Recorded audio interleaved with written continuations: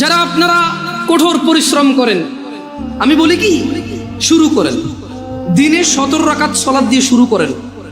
হাইয়া আলাস সালাহ বললে মসজিদে চলে আসেন। ওয়াল্লাহি সালাত কঠিন কিছু নয়। বেতাগার মানুষ তোমরা যারা নামাজ আদায় করো না, এর দুনিয়াও নেই আখিরাতও নেই।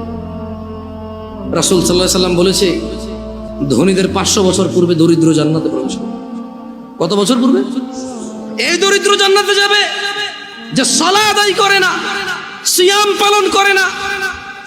ও সারা দিন কাজ করলে খেতেই পারে, জমি কিনতে পারে না, জায়গা কিনতে পারে না, ঘর করতে পারে না, বাড়ি করতে পারে না, কোথাও গিয়ে দাওয়াত খেয়ে 1000 টাকা দিতেও পারে না, কেউ ওকে তাই দাওয়াতও দেয় না।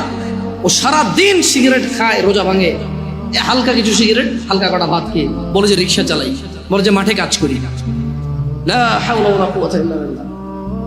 ও তুমি মুসলমান, শোনো।